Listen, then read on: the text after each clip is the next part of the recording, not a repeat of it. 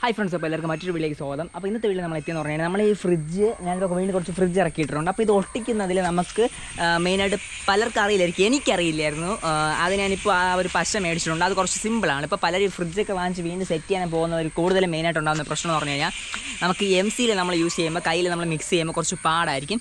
So അത് നമുക്ക് എങ്ങനെ സിമ്പിളാക്കി മാറ്റാം. സോ അതിനുള്ള വീഡിയോ ആണ് ചെയ്യാൻ വേണ്ടി പോകുന്നത്. അപ്പോൾ നമ്മുടെ ഗപ്പീസിൻ്റെ കുറച്ച് അപ്ഡേറ്റ് ഉണ്ട്. ഇവിടെ ഭയങ്കര ശബ്ദമൊക്കെയാണ്, കിളികളും മറ്റ് ചീവീട് വിളിയൊക്കെ.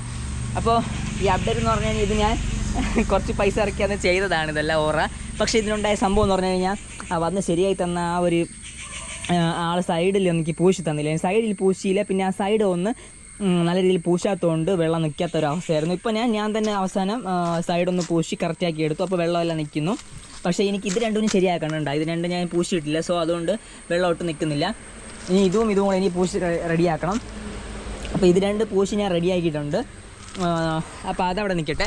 അപ്പോൾ നമുക്ക് ഫ്രിഡ്ജിൻ്റെ നമുക്ക് എന്താണ് ഞാൻ അതിന് യൂസ് ചെയ്യുന്നത് ജസ്റ്റ് ഒന്ന് കാണിച്ചിട്ട്. അപ്പോൾ നമുക്ക് ഫ്രിഡ്ജ് ജസ്റ്റ് ഇത് അവിടെ കിടക്കുന്ന ആ ഫ്രിഡ്ജ് നമുക്കിനി അത് ഒന്ന് ജസ്റ്റ് അതിനകത്തുള്ളത് ഒട്ടിക്കാൻ വേണ്ടി ജസ്റ്റ് ഒന്ന് അതിന് തുടച്ച് വൃത്തിയാക്കാം.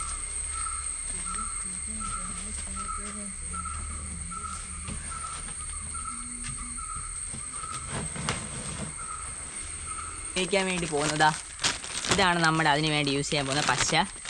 കണ്ട, ഇതെങ്ങനത്തെ ഒരു സാധനം വാങ്ങിയിട്ട് നമുക്ക് എന്തോ നമ്മുടെ ടാങ്കിലൊട്ടിക്കുന്ന ടേപ്പെന്ന് പറഞ്ഞ് ചോദിച്ചാൽ മതി.